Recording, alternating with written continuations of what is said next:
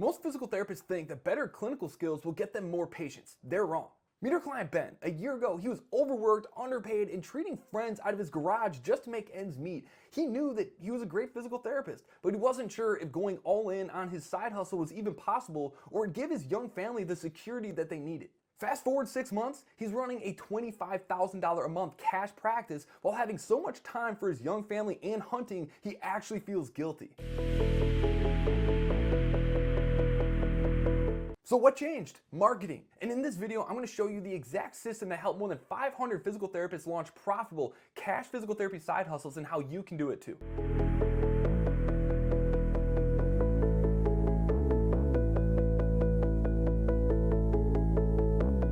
And by the way, I'm Jordan Mather. I'm the CEO of a company called Clinical Marketer. This year, we awarded 15 cash physical therapists our 7-figure impact award, and I've been helping PTs grow their brands online for the last 12 years.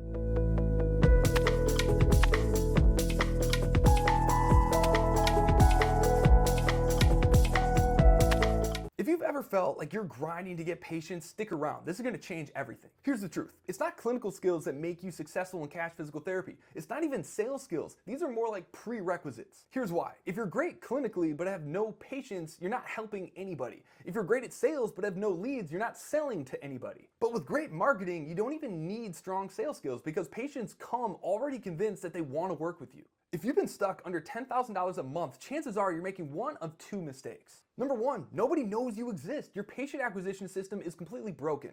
And number two is you're relying on word of mouth instead of a predictable and scalable strategy. Does that sound familiar? Let's fix that. If you want to hit $10,000, $20,000, or even $50,000 a month in cash physical therapy, you need these three things all working together. Number one is social media for instant credibility and for generating leads. Number two is for local networking for high value referrals. And number three is paid ads for predictable patient flow. Let's break each of these down. Here's the deal. Patients aren't searching on Google anymore, not like they used to.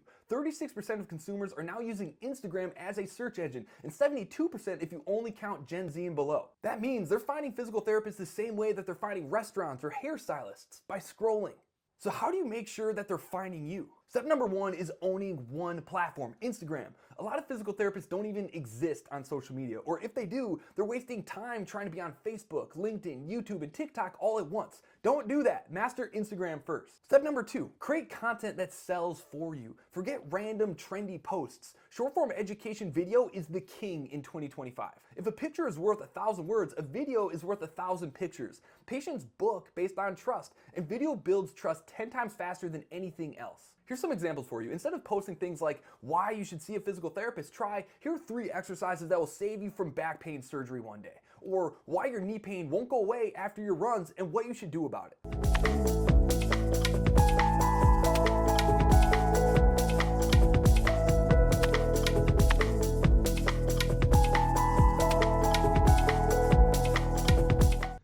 Minimalist shoes may be doing more harm than good for your feet. That's right, in most situations, they're a great thing. But if you're doing lots of running on hard surfaces like this right here, if you're doing lots of impact with strength training, if you're just doing long days standing on hard surfaces on your feet, you may need the little additional cushion that you get by not having a minimalist shoe. So if you're dealing with arch pain, ankle pain, or foot pain, and trying to push that minimalist shoe too much, rethink things. Go to a spot that can help you find the right footwear for your foot so you're not dealing with inflaming it when you think you're trying to help it. Today I want to talk to you a little bit about pinchy shoulders, or what we call shoulder impingement. This could be during a swimming motion, a bench press, a tennis serve, anything like that. And what happens here a lot is we have a combination of 3 different things that I'm going to talk about. But first, the most common thing that we deal with is weak external rotators of the shoulder. So the nuts and bolts of this are the shoulder bone. It's a ball and socket, right? And so the ball needs to sit in the middle of the socket. The external rotators, as well as the internal rotators, but that whole rotator cuff helps keep that ball central in that socket when we go through an overhead motion or a forward motion. So if we don't have good stability there, what happens is when we bring our arm out in front of us or out into space, the ball of the ball and socket joint starts to move around in the socket. And that's important because when it does that, it can bump up against other tissues in the area. And the tissues that it's bumping up against are what get inflamed and irritated. And that's what you're feeling when you serve or when you swim or when you bench press. So by strengthening the external rotators specifically, when we do move our arm into space, they hold on to the ball and they pull it into the middle of that socket so that it's not moving and sliding into other structures. So we're going to walk you through some exercises on how to do that properly, because this is something that's often done in the gym, but people aren't actually activating the external rotators because our bodies are really smart. So we'll go into compensation modes where we're using like our delts or even our lat and our pec if we're doing internal rotators. So learning how to properly activate those first by your side, but then out in space is going to help you in those motions so that those muscles can fire really well, they're nice and strong, and they keep that ball and socket in the position that it's supposed to be in so it's not running into those other tissues and causing pain. These are the types of posts that get shared, saved to their favorites, and actually bring in leads. Step number 2 is networking, the most underrated and most mistaken growth hack. Most physical therapists network completely wrong. They drop off brochures or cards at gyms and other clinics and hope for referrals. Yeah, that doesn't work anymore, not today. Instead of doing that, do this. Be their best customer first, take their class, show up consistently, and support them before asking for anything. And try asking for advice before asking for a referral or workshop. Say something like, hey Susan, I love what you're doing here. If I wanted to partner with a gym like you, how can I stand out from the hundreds of other clinicians that I'm sure are trying to work with you, and so that I can truly support you and your mission?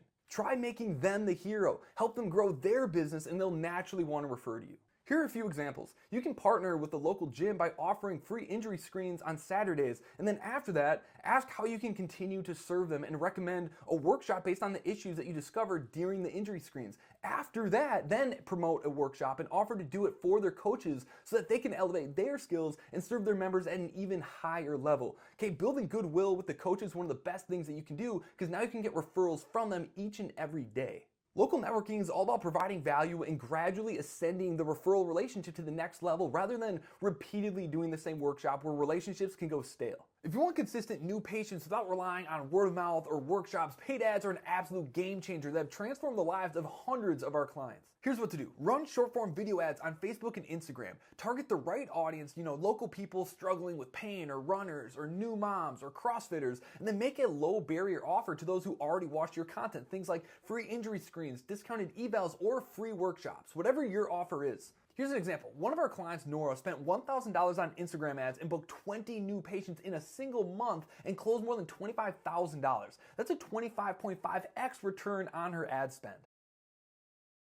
Now, as a bonus tip, ads work even better when combined with social proof. Get 5-star Google reviews and feature them inside of your content and in your ads. Now, remember Ben? Here's what happened when he used this system. Month 1, he launched his Instagram and Facebook ad system. Month 2, he ran his first $1,500 ad campaign. Month 3, he hit $10,000 a month in the first 60 days. By month 6, he scaled to $26,000 a month while working less than he ever did before.